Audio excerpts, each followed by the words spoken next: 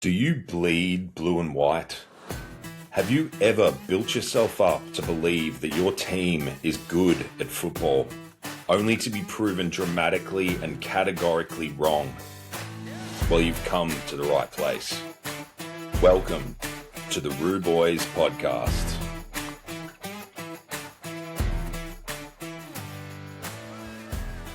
G'day, ROO boys and girls. Welcome to the ROO Boys podcast, episode 3.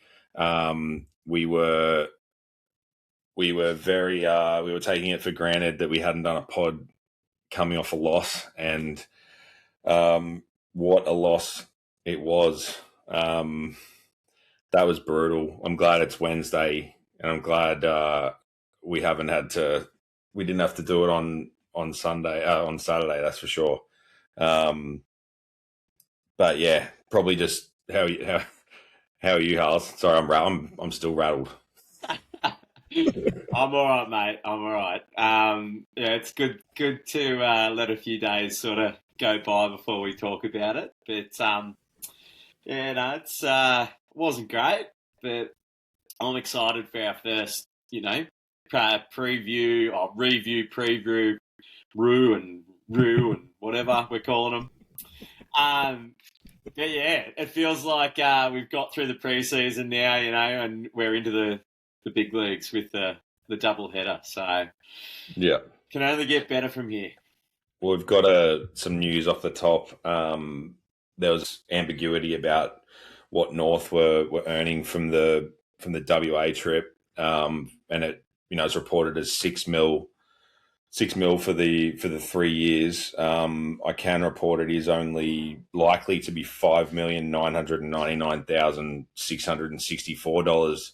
They're going to get when they pay the $336 invoice that I've sent them from wasting my fucking time on Saturday, and I'm expecting that to be paid by the end of June. So I'll keep everyone updated on how I go with that one.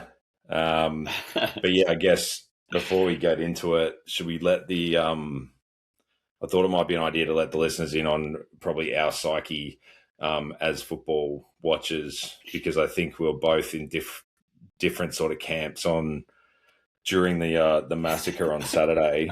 We definitely were.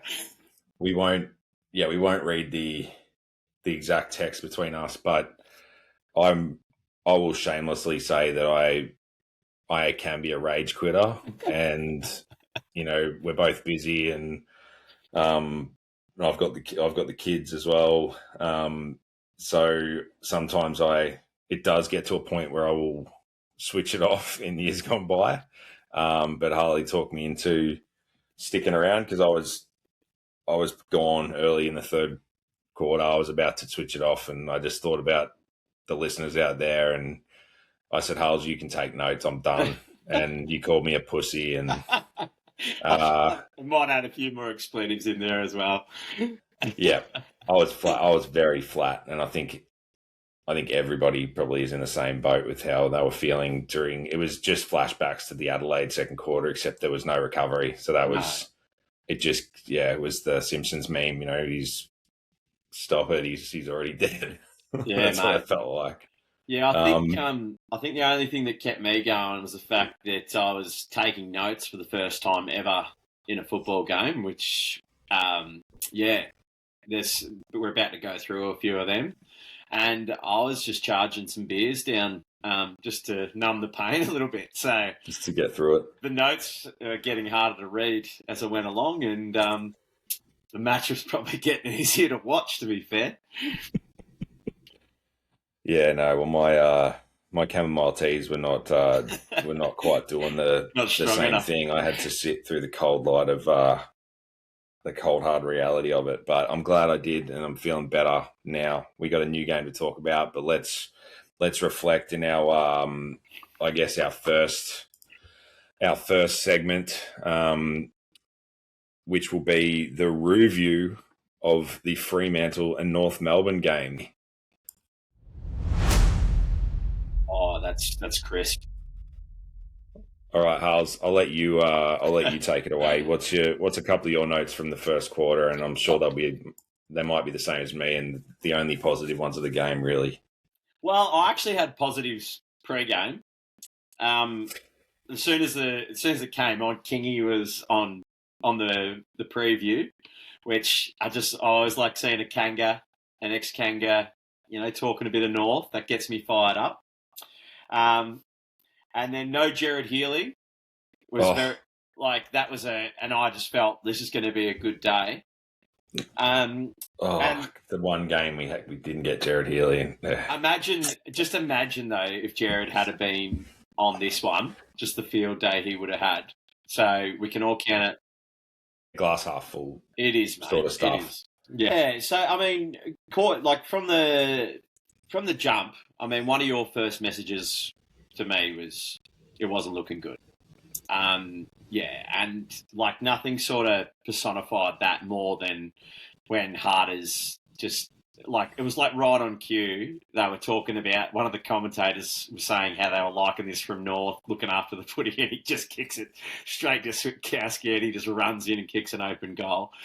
And yeah, so from that moment on, I thought we were pretty competitive. Obviously, we got a couple of goals back. One of my main notes. I didn't mind Colby in and around the coalface. I just liked seeing it. I know he got caught a couple of times, but I think it's important for him to be around those centre stoppages and all that sort of stuff, just for his development. And Freo's class was just standing out above. One of my main notes was Georgie's going to need to play more than 60% today, which didn't happen.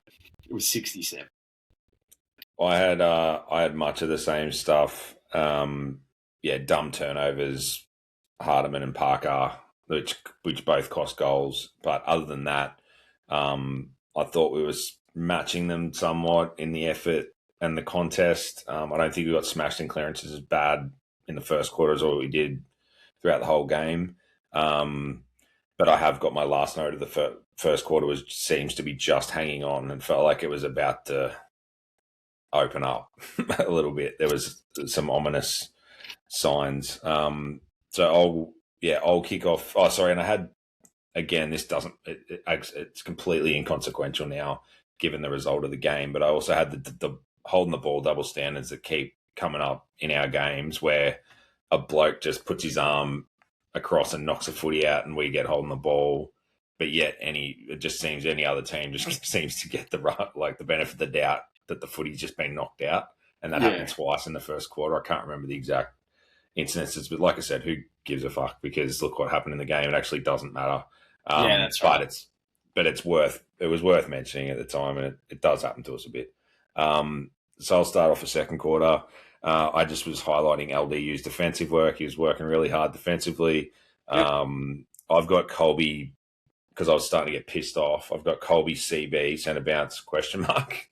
Yeah. It sort of touches on what you were saying earlier, just because when you're not going well in the guts, he looks terrible because he's getting caught. Obviously, you want him on the end of and have space, which we were terrible in the middle, so that's probably unfair. And I agree with you in hindsight what you're saying. I was telling you on Saturday he was shit, but on reflection, it's good for development. Yeah, and I think ultimately with Colby, I think it is important that he has a mix.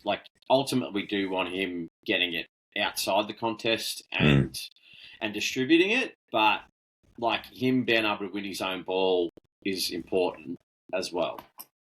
Yep. And then I've just got tackle pressure from Freo, through the roof. We started looking tired.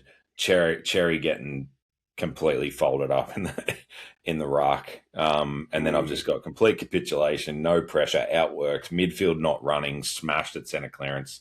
And that was when I think I started texting you that I was going to flip the table type situation.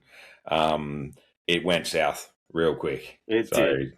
What's your quarter two notes? I will say, I mean, it's funny that we've got similar. I had, because, let the listeners and viewers in on a little part of our ROO-view. We've got a highlight and a low light. So my highlight is in the second quarter. and that was the double efforts by LDU to get 2 holding the balls, and then the Kangas getting within a goal. And that was when Georgie kicked the goal at the 15-minute mark of the second quarter, which turned out to be our last goal for the game. But that was my highlight on the back of LDU's pressure. Yeah. But anyway, and then some more notes from the quarter. I've got 13 minutes 18 in strife. Blow the fucking siren, Freo equals good. Gonna have to be the biggest comeback ever now. Please end the fucking quarter, please. Bloody hell, couldn't get a Big Mac at McDonald's. Busher in the footy. Freo's real good at footy. I actually had Freo good at footy in my quarter one notes as well. I had lots of Freo real good at footy. Yeah, they're very good at footy. Turns out they're pretty good at fucking footy. We can probably rip through the second half, but I'll let you start off with the third quarter. Well, I mean, it was just the story of the game. Like I did have like the first centre clearance. We got our hands on the footy. LDU slips over, goes straight down, gets a goal. And so in my notes I had this might get nasty. North witches hats at the 15-minute mark. 40 minutes and counting since the last North goal. Lucky I've had 6 beers. And then into I think it's our dual low light if you want to kick it off, because I know the first part of the low light is we both picked the same one, which is the one that's been widely circulated, and I think it's probably going to be a meme still in 100 years to represent just absolute shithouse football, and that was the Luke Ryan did about 3 laps of the oval and took more bounces than Boomer on, over there that time, and the slowest bloke on the Freo list, and no one within 50 metres of him, mate. And then JK, have you got a note on JK? No, I don't. But my note is Ryan jogging around the back line like a dad having a casual kick with his son. Yeah, that's what he looked like. He was just like, "Where are you, young fella?" Wherever he wanted to go. And then JK finally left his man on the wing and went, and like basically Luke Ryan didn't even see him coming, and he still missed the tackle. And he maybe took another bounce, and I don't know. I thought I was dreaming, like it was, or having a nightmare. It was completely embarrassing, and we laugh about it, but. Jesus. We can only laugh about it, but piggybacking off that, like it was the whole play for me, because then he gives it to, because I had a whole novel on this play. Because obviously I said he's having a casual kick with his son, and then giving it to McVee, who I presume is his son. And him taking the piss with a 1-2 as Kangas jogged past, namely Fish. It looked like he was running, like, when you see someone running in the park and they're stepping up their exercise regime and someone else is on, like on the end of theirs, or they're just going for a casual jog. That was Fish. He was literally just sauntering next to him. Anyway, I think he was going for the goal, but ends up in Tracy's hands, and he kicks a snag from the pocket. Yeah, he takes a grab around, the whole back line standing around him. Yeah. My face is getting hot talking about it. But my third quarter stuff was, inconsistent effort across the team. There was some tackle efforts and pressure acts, but it wasn't all together. It was one bloke could have a go, and then there'd be a missed tackle, and then, the other bloke would go, oh, shit, I better get there. Instead of preemptively working hard and actually being there to make the tackle when there's fumbles and things, it was just the easiest day out Freo's ever had. No pressure, no cohesive communication. There was a couple of times where people weren't called in for uncontested marks in the back line, spoiling each other. And then I've just put, huge gap between Freo and us. And yeah, for me to like put the bow on the third quarter, I wrote fucking terrible. Yeah.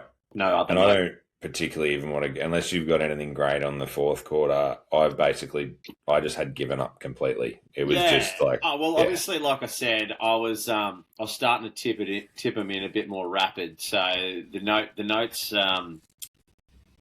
my favourite notes from that quarter. There was many of them because I wasn't enjoying watching the football.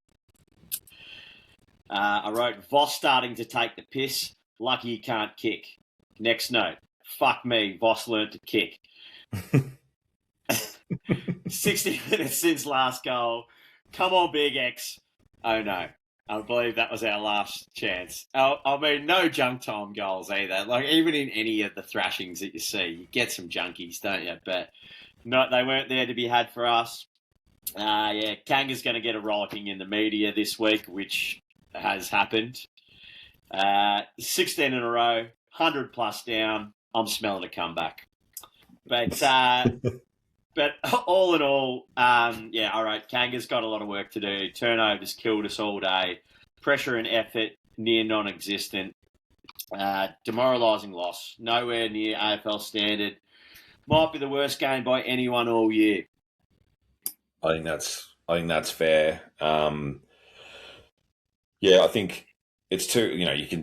You can criticise every single part of our game on Saturday, but it all comes back to effort for me, and maybe that's me making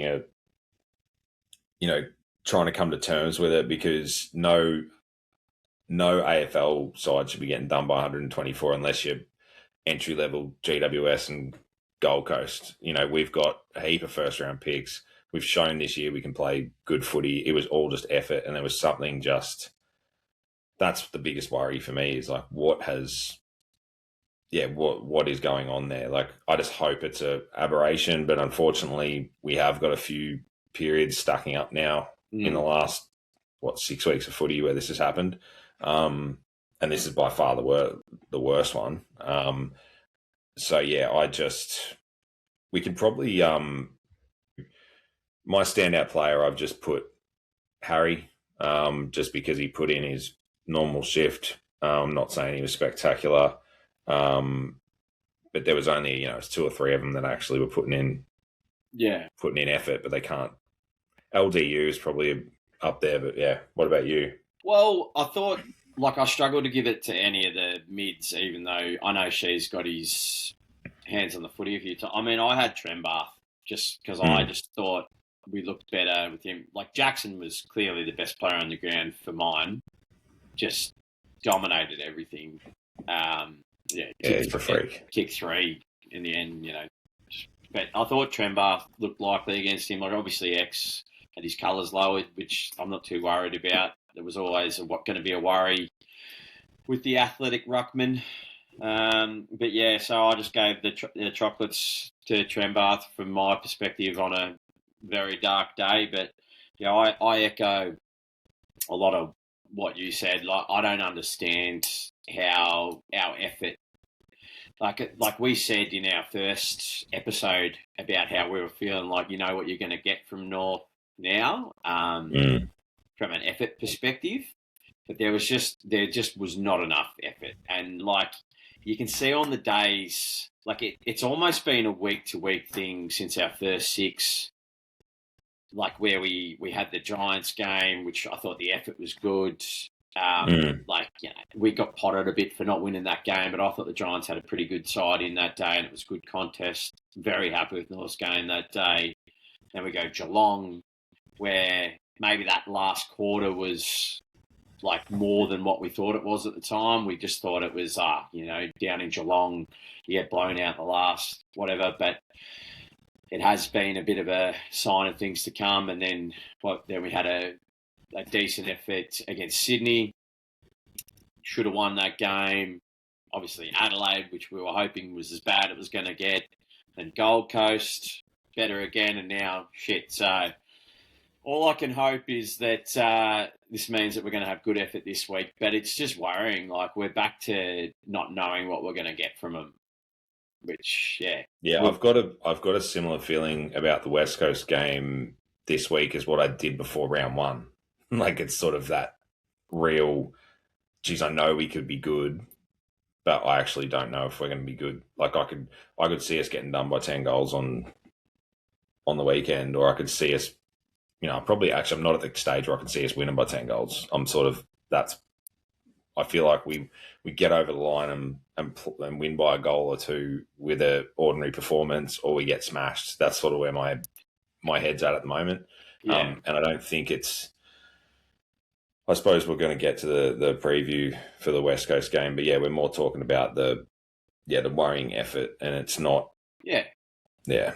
Yeah, like obviously we'll cover West Coast specifically when we get to the game, but yeah, like I think our biggest worry is effort and like the pressure in the effort, because I can cop us losing, but I can't cop us just laying down. Like it's we've just seen too much of it in the past, and like obviously a lot of people make a lot of time, whether it's to be at the game, sitting in front of your TV to watch it. It's a lot of time, effort, money, and you just want to see the team that we support and love just compete. And yeah, I just hope that they find a way to rectify what's been happening from that standpoint, because I can cop losing, but I just can't cop them being non-competitive. My highlight was the only thing we haven't gone through, and that was just I put the first quarter was a highlight, and then that was it. So I guess it's fucking rough. It's tough, but let's before we do, we've got a couple of segments to go through before we get to the West Coast game. So let's go to the ROO port. Love the stick, mate. All right, so I'm going to bring our bottom one to the top, actually, because it probably relates to what we were just talking to. But the rumor that there was that the squad, most of the squad was sick, and that there was a family day that no one rocked up to in the days. There was very few players there. I think surely you can just put that to bed as untrue, because that would have been the first thing Clarko would have said in the press conference. You wouldn't hang your boys out to dry if you had that information. What's your thoughts on that? Well, I mean, I hadn't heard about the actual what was the speculated sickness? Was it gastro, or did their hearts fall out their ass? Yeah, I think the latter is. Just so it was gastro that bad that their hearts fell out their assholes. Yeah. So I don't actually think there's. I think that's pretty much. We can put that one to bed. I don't think that's the case. Nah, I think if that's the case, then we've been sick a few other times in games over the years, I'd say. Yeah, I wish for nothing more to be true, but I just don't think it's true. No. The next thing is the chat from Caro, which I heard during the week about pay out Al Clarkson, and we've got the money too, and look at all the available coaches. So I thought I'd just get your thoughts on the available coaches out there. So I've got a list here, obviously Simo, Horse, Brad Scott, David Noble, Dennis Pagan, Annie and Clarabelle. Have you got any others? Yeah, I had Reece Shaw, Ron Barassi. I had Coach Carter from the film Coach Carter. I had Bill Murray, because I believe he did a bit of coaching in Space Jam. I had Ben Affleck in that movie where he coaches in basketball, but it's football, but I'm sure he'll be pretty good at it. And then I also, like last resort, I thought we could do a succession plan with Bomber Thompson with Hurdy to take over after. What are your thoughts on that, mate? No, I like it. It's a lot of good options there. But yeah, at this stage, I'm sticking with Clarko. I'm 100% sticking with Clarko. Anything else from you for the report, mate? The last thing we should probably touch on is Corey McKernan and Greg Miller going into the North Hall of Fame. I know Corey was one of our favourites back in the day, but I'll let you take it away on him and maybe touch on Greg Miller as well. Yes, well, I mean, look, I'll probably start with Greg Miller because obviously we don't celebrate CEOs and GMs as much as we probably should, but he was there for that successful '90s period, and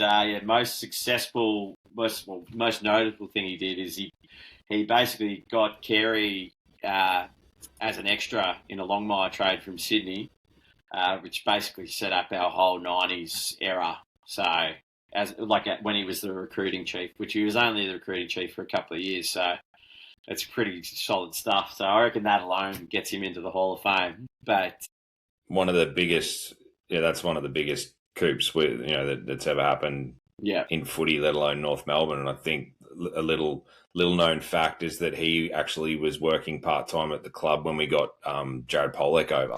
So,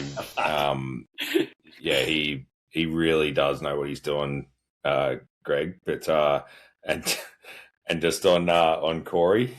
Well, Corey. I mean, Corey was right. He's like deep in our hearts, is he not? Oh. So, but like, look, you got to start. Like, obviously, it was a brilliant ruck forward in the Luke Jackson type, a player that we could very much use right now. Big jumping, high leaping, big marking sort of player all around the ground. But I think when you and I reflect on Corey, we reflect on especially two other people. It was Jason Ball, because he won the 1994 Rising Star, Corey, only to lose it for tripping Jason Ball, who took a dive. I don't care what anyone says. Got a week. Lost that to Chris Scott. Like, my memory was a little bit shady on that. I was hoping that it wasn't Brad Scott because I thought it might send you into a spiral. But it was Chris Scott, which is almost as bad. And then obviously 96, we got the accidental knee to John Barnes in a marking contest. He just played up for a free kick. Got a week. Misses out on the joint Brownlow with Bossy and Hurd, who's like, well, we named Hurdy in our coaching search. Bossy's in there maybe. Or they could do it together just to rub salt in the room, poor old Corey. But, look, if he had been a Rising Star Brownlow medalist as well, which he basically was, except they were both just robbed of him, then he goes down in the annals of history. There's not too many blokes who've done that. I think Nathan Buckley's done it. I mean, I didn't do the bloody research, did I? But there's not many of them that are on that list, I'm sure. But absolute champion in both flags. In the normie voting for the best on ground in the grand final. Yeah. In both of those grand finals. We just loved Big Causa, didn't we? Yeah, and I still remember him from, we went to the kids day, like junior roos back in, I reckon it must have been 95 or something.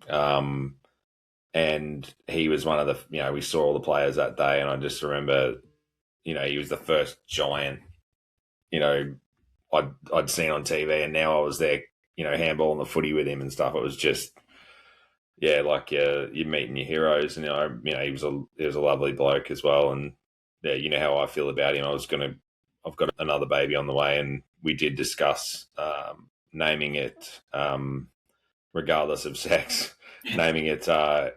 Corey was robbed of the Brownlow 1996 Williamson.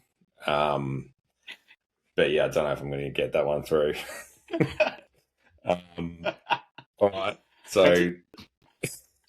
It rolls off the tongue, but it does roll off the tongue. If you added a bit of Jason Ball and John Barnes in there as well, I think it'd be even better. But I'll let you workshop that. It's your baby.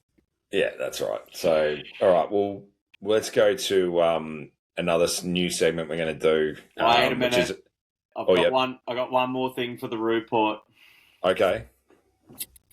I got Harls's roaming ROO story from the weekend. Okay. Oh, wait. Say it again. So it's Harls's roaming ROO story from the weekend. All right. So I did tell you, I said, I got a story that you're not going to believe. It's too good to be true. And it ties into one of our stories from the ROO report last week. So on Sunday, after the horrible loss, I decided I got invited to go to the VFL footy, go watch Port and Willie. And I thought, why not? It was a decent game of footy. Port won by a point in the end. Decent crack, there with a few mates. And then, we rolled on to a few. Mighty Boroughs. Yeah, so, look, it was nice to be there, casually watching some footy, having a few tins.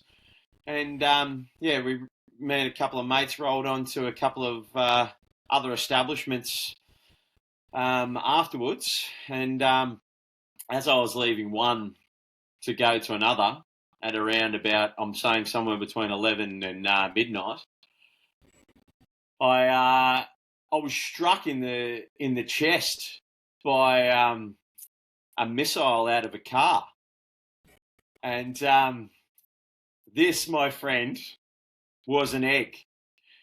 So I believe that Lockie Doverston and his mates have hunted me down for making shit jokes about egg throwing last week, and I was no shit flushed in the chest by an egg out of a moving vehicle, and it exploded.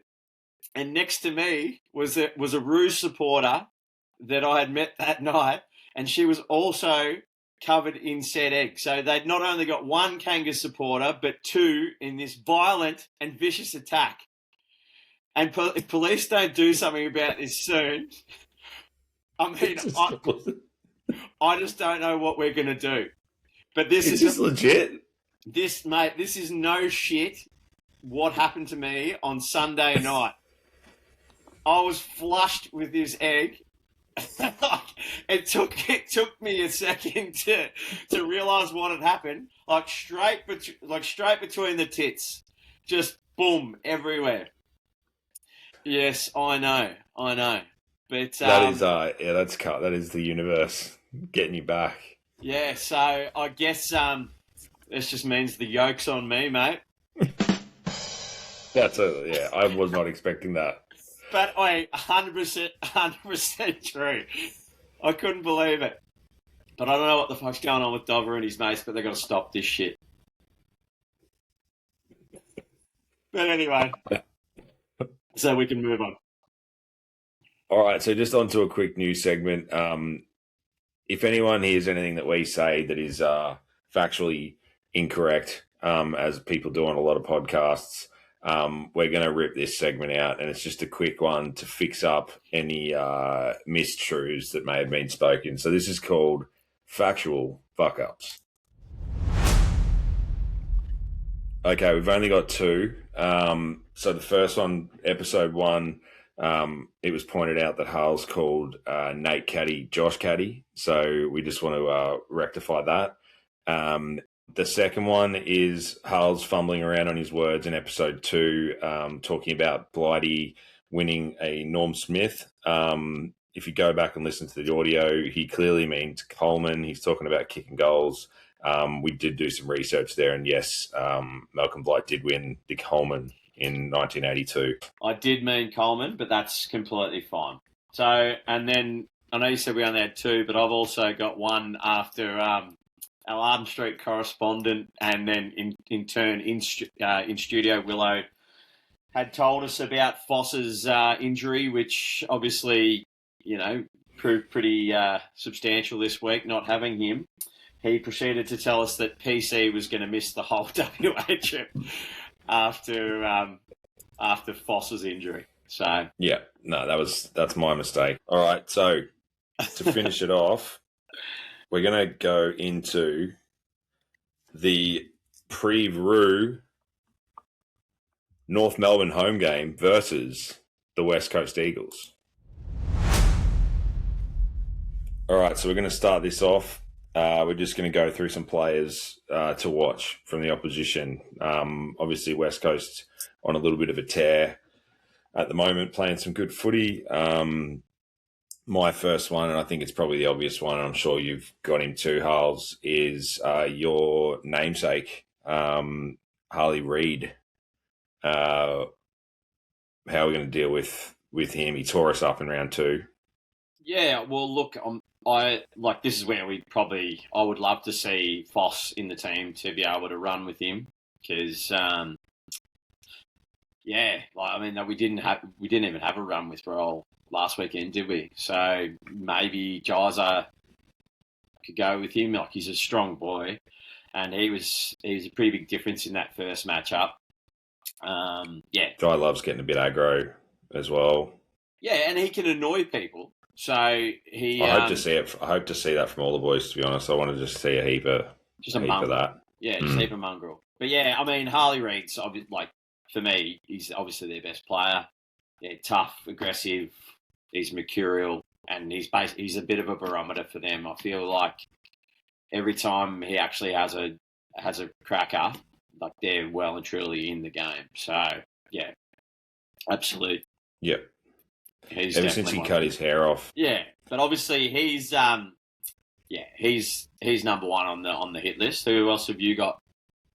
I've got the resurgent Tim Kelly. I thought he was just cooked. Speaking about taking paychecks, he certainly appeared to have been doing that for the last couple of years over there, and now with the team, starting to get a bit more ball and being in games, he's one of those sort of players that loves a bit of that, good skill. Mm-hmm.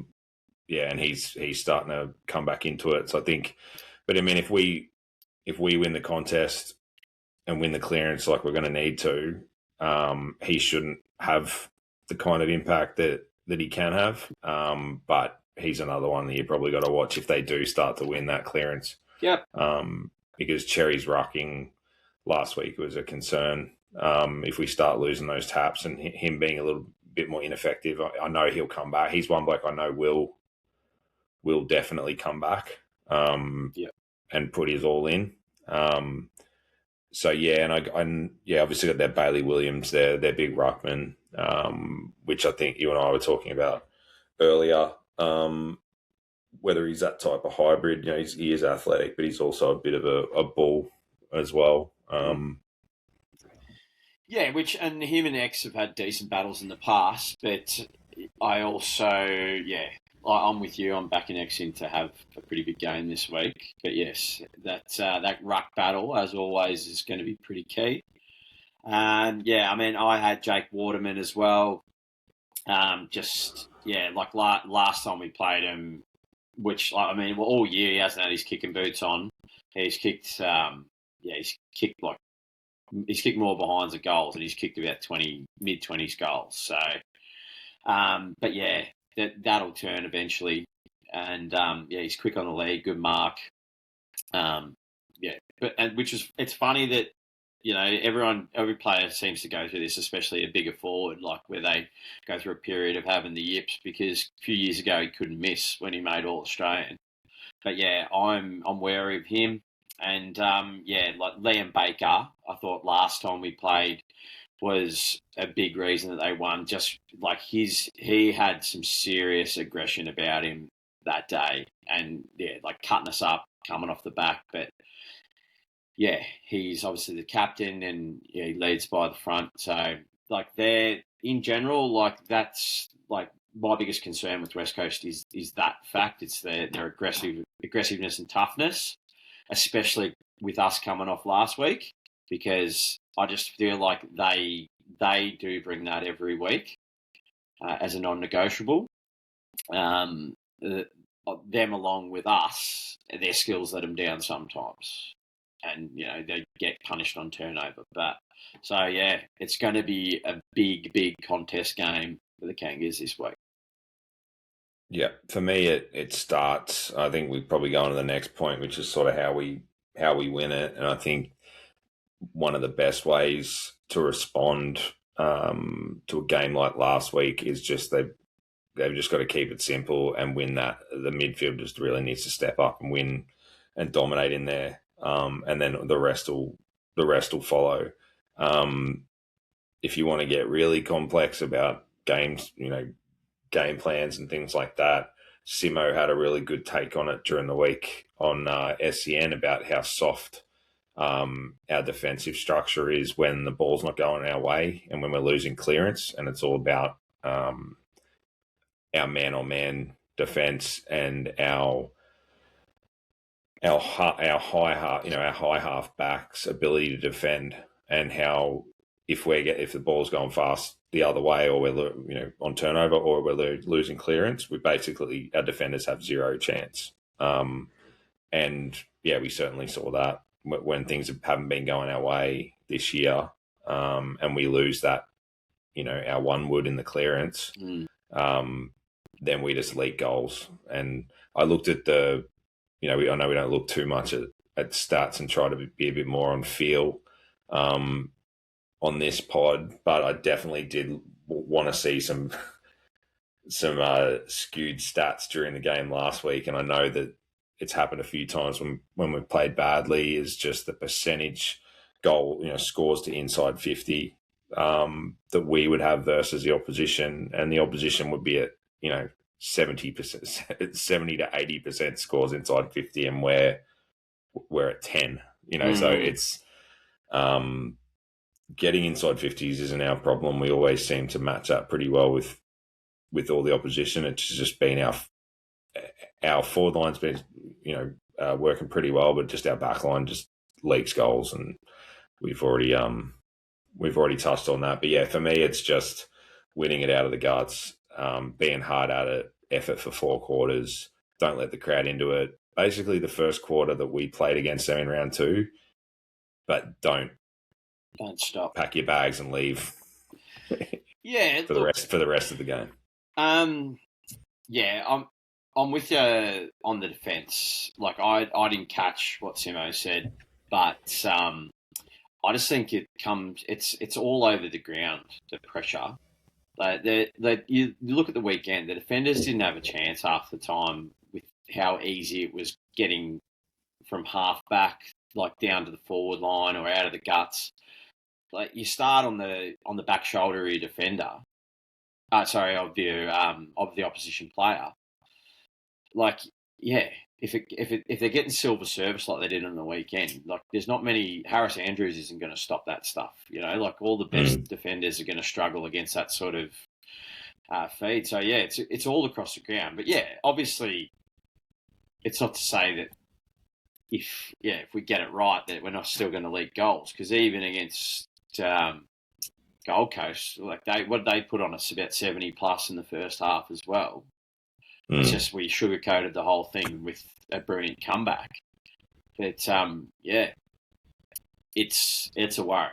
It's a worry. Yeah. But yeah, like for me, it's just compete like you never competed before this week. Like it's just absolute must win. But at the end of the day, if they don't get the chocolates and they've given it a red hot crack, I'll walk away happy. Because, well, not happy, but I'll be content knowing that they had a decent crack. You just want to see every bloke that's out there this week have a fair dinkum crack. Yeah, I'd still be bitterly disappointed if we lost, but but you can. I get what you're saying. Yeah, because I've seen them play. Yeah, because we've seen them play some good footy.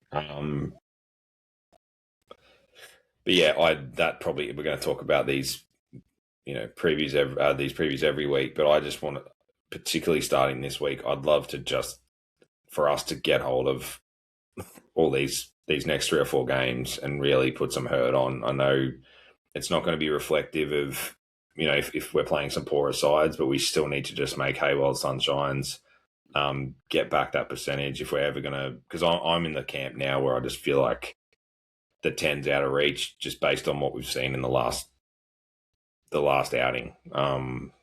But again, that's why so much rests on this game for all our hope and, to make us feel good again about where we're heading, and hope that was just a something out of the box. So, yeah, but I don't tend to think that us making the wild card this year is be all end all. Like winning, we wanted to win 10 games at the start of the year. That's still very much on the cards. Like the amount of percentage that they've lost in accumulatively with Freo and Adelaide's probably putting them out of contention unless they're gonna. We can't just expect that they're going to turn around and start flogging these other teams. Like West Coast is going to be as hungry as anyone this week. And going into these other games of teams that we've beaten, they're going to want to square the ledger. So the Kangas just need to keep, it's more about, let's play the same way for the remainder of the season. And that's, have non-negotiables. Have KPIs that we can hit when it comes to quarter time, half time, and that when it comes to pressure, which I'm sure they do. Which I'd love to know how far below all of those we were on Saturday. But let's just bring the same effort and energy every single week, because there's going to be games where you're outclassed or a team plays better than you. But don't be out. Don't have the effort be as poor as it has been in a couple of these recent games. Yeah, no, I agree. All right, mate. So you're putting on your selector's hat. I don't know. Do you want to take the proposed changes? So I would have thought that Cooper would come in for Hardiman because his form in the VFL playing in the back line has been good. Yeah, obviously I would say Fisher has to go, doesn't he? Yeah, look, you would think so, but it was his first game of the year, and they don't tend to do that. I've seen, as a selection committee, they don't tend to do one game in, straight back out. It does tend to break players, but I mean, he's been around for a long time. Yeah, I mean, yeah, it's tough. It's tough. I had him circled in my notes, Fish. I think the first time, for some reason, I didn't feel like he'd gotten a kick, and then I looked and he had 14 posies, but it's because he went behind the ball in the second half and started getting some touches. I think. Yeah, so I don't know, but it's interesting, isn't it? Because every time he plays VFL, it's almost like he's too good for the VFL, but he hasn't done too much to inspire us in the ones. So it's tough. It's tough. I don't want to. Like Clarko said after the Adelaide game, he could have dropped all 22 or all 23. And I feel exactly the same this week. There's not too many blokes that sort of covered himself in glory last week. So, but yeah, obviously there's a force change, and yeah, look, like you said, I wouldn't be surprised. It's funny how you've got Logue circled. I wouldn't be surprised if Shotgun Willie's the sacrificial lamb in the back line for Pinky. I think that's more realistic. I was just, like I said, I was just raging a little bit, and it could have been that. It could have been this post-siren smile, maybe, that was... it really rubbed you the wrong way. Got me right. But, yeah. But look, I would still love to see Shotgun given as much opportunity as possible. So, yeah. That's his first game playing as a key back. Yeah, as a full-time key back. He pinch-headed a bit in his last few weeks or whatever, but yeah, it'll be interesting to see what they do, because they can't do nothing. I would presume is Cooper Harvey. I don't think Lukey Mack's going anywhere. Mainly, he still has defensive nous, and yeah, he's bigger. When he played at Waterman last time and did a decent job. Undersized, but yeah, I don't overly disagree with the fact that he has shown signs of slowing down. physically and mentally, I think. Mm. But yeah, I do love Lukey. He's a proper shin boner. No, yeah, and I do too. So it's a hard one. I don't pretend to know they've surprised me many a time. Mm. It wouldn't be surprised me if Aiden Core comes back in, to be honest, just because they seem to like doing that as well. Yeah, exactly. So anyway, we'll see what happens, but let's. It has been a little bit of a flatter sort of pod this week. Oh, so well. thanks to everyone who's been listening, and keep following the pod, and we'll keep jamming as many segments in as we as we possibly can with our cool sound effects, stories of getting hit by eggs and all that sort of thing. So yeah. Thanks again, and let's hope we see a response on Saturday, and we can be up and about next week. Yeah, have you got a tip for me or not? Well, let's just go North by 10 goals. We'll get it right. We'll get it right one day. Yeah. Mate. I mean, what can you say? I'm going to go North by 10 goals. Beautiful. Yeah. But yeah, and I just think, it's we all know it, but being a supporter means to support. So let's just support the boys. Yep. Let's just hope an abnormality. All right, mate. You want to take us out? Yeah, mate. Kanga. ROO.